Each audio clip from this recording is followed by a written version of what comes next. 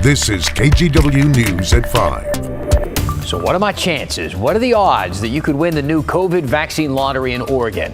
Well, depending on where you live, they could actually be pretty good. Thanks for joining us at KGW News at 5 o'clock. There is a statewide prize of $1 million and a county prize for 10 grand.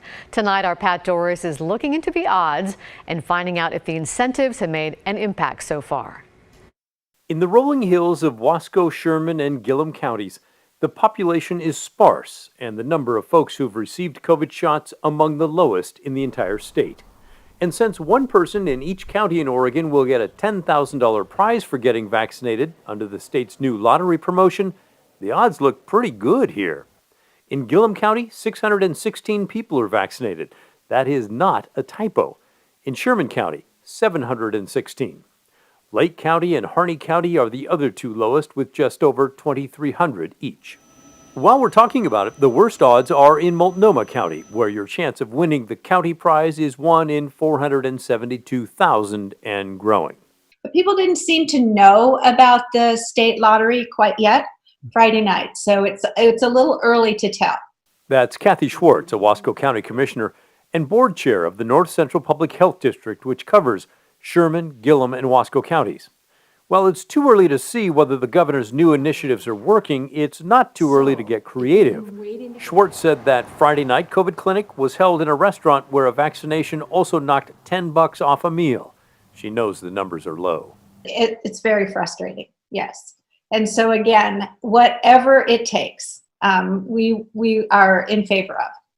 Whatever it takes. If it's lotteries, college education, $10,000 or a $10 coupon to get $10 off of your meal, we're up for it. In Southeast Oregon, Harney County now has plenty of vaccine, but not all that many looking for a shot. We have not had a rush at the health department of people wanting to get vaccinated since the governor came out. Nick Calvin is the public health director here. He said most people who want the shot have it, and others are trying to convince the rest not to get it. The people that do not want it, they're the ones that are on Facebook in our comment section, doing everything they can to dissuade people from getting it, calling us every name in the book, and telling us that, we're doing a terrible job here at the health department. He does think the county prize and the $1 million statewide jackpot will motivate some folks who've not yet made it a priority to get the shot. By the way, if the drawing was held tonight for the statewide $1 million prize, your odds would be about 1 in 2.1 million. Not fantastic, but one more reason to get the shot if you've been waiting. In Portland, Pat Doris, KGW News. Better than the Powerball, I can say that. So there could be thousands of more fans in the stands at the Moda Center when the NBA playoffs come home to Portland here this week. As Tim Gordon explained, seating sections for people who are vaccinated are increasing the capacity inside. What a long, strange trip. For most of the season, the Portland Trail Blazers played with no fans at Moda Center. Finally, May 7th, 1,800 people got to see their Blazers beat the Lakers, and it's been at 10% capacity ever since. For the playoffs, the Trail Blazers and State of Oregon have agreed to kick it up a notch. And now with this announcement, we're able to increase our capacity to 8,000 for our playoff games, which is a great thing for our organization. Obviously, it's a great thing for the community as well. Trailblazers President and CEO Chris McGowan says there will still be socially distanced sections, but for those showing proof of vaccination, they will add separate, more crowded sections, which will more than quadruple capacity. McGowan says out of an abundance of caution, all must still wear masks. We think it's easier to enforce that versus some people having masks, some people not having masks. Unfortunately, in our 10% capacity test, people are really willing to wear masks in our arena. The Blazers work closely with the Oregon Health Authority and the governor's office to make this happen. The Blazers and Governor Kate Brown hope it encourages a shot in the arm. And I can't think, if you haven't gotten your vaccination yet, I can't think of a better motivator than the chance to go cheer on the Blazers in the playoffs in person. The 8,000 fans in the arena plan is contingent on Multnomah County moving to the low-risk category by Thursday's game.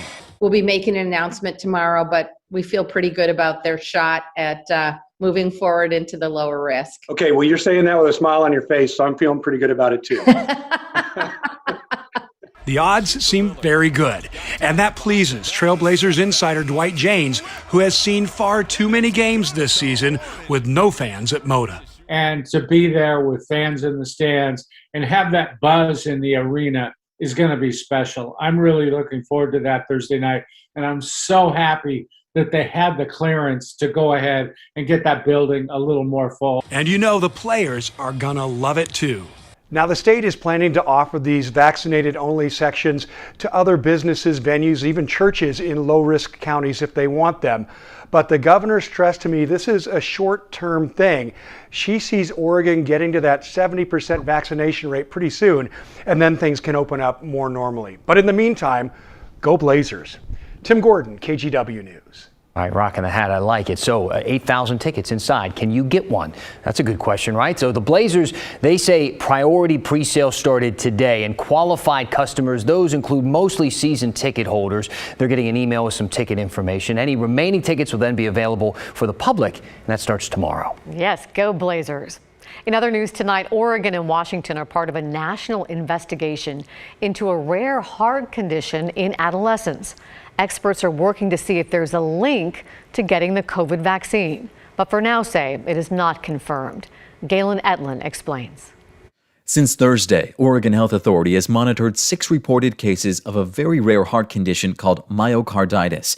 All were in the Portland area, with patients from both Oregon and Washington who have received a COVID vaccine. We don't have a confirmed association with myocarditis. Dr. Monique Bohan is a pediatric cardiologist at OHSU who has seen some of the cases in adolescents. But she says this rare condition can affect kids regardless. That is actually a reassuring point. And I think it's still safe to get the COVID vaccine. Nationally, the CDC noted cases have been predominantly seen among adolescents and young adults, more often in males, and 4 days after the shot. Myocarditis can be serious, but so far, local cases have all been mild. One may have symptoms of chest pain or shortness of breath, but we haven't noticed significant changes in heart function. Patients weren't needing any supplemental oxygen. They weren't needing blood pressure support. Dr. Paul Cieslak with Oregon Health Authority says tracking these cases is a precaution and that no evidence shows the vaccine caused them or that the numbers are out of the ordinary. It's worth recalling that COVID-19 itself has been associated with myocarditis. We have to ask ourselves, is that worse than getting COVID-19? Some children react much more severely to the virus, even developing multi-system inflammatory syndrome, which can affect the heart and other organs.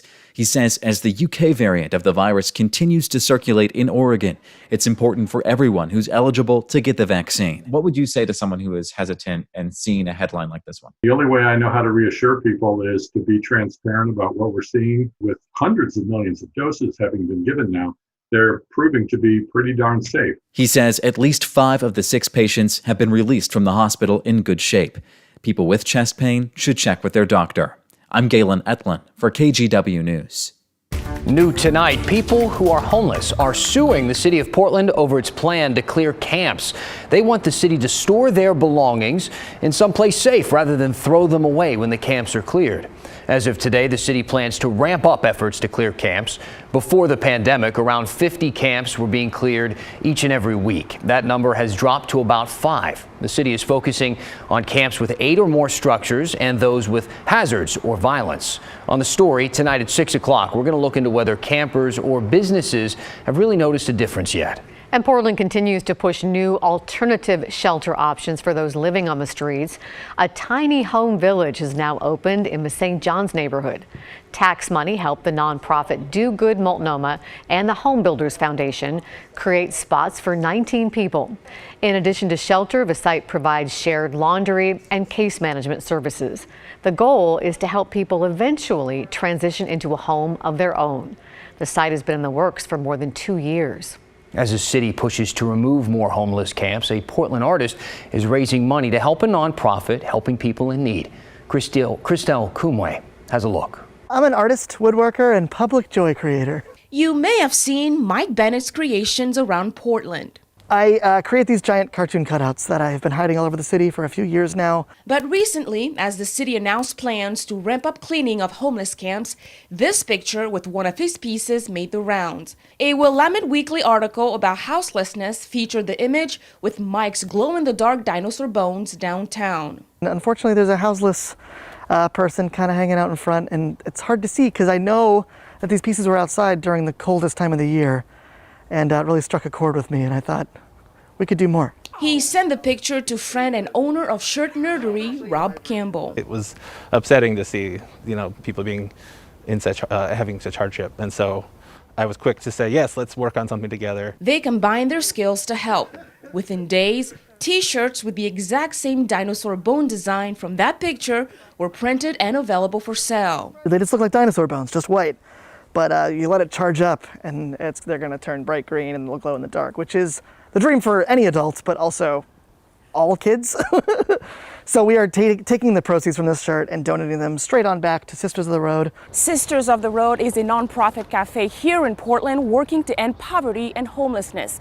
Proceeds from the T-shirt will help them provide meals and other resources for those in need. We learned about his fundraiser just by being tagged on Instagram. But Melissa Lang with the nonprofit says it's not the first time they've worked with them. We're really thankful for Mike shining a light on this issue, because our community members who are forced to survive outside, they deserve love and dignity and respect. About 400 T-shirts ranging from $18 to $22 have so far been sold.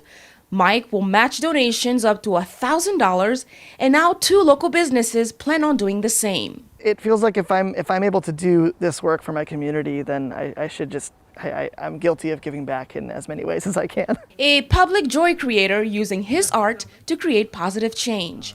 Christelle Kumwe, KGW News.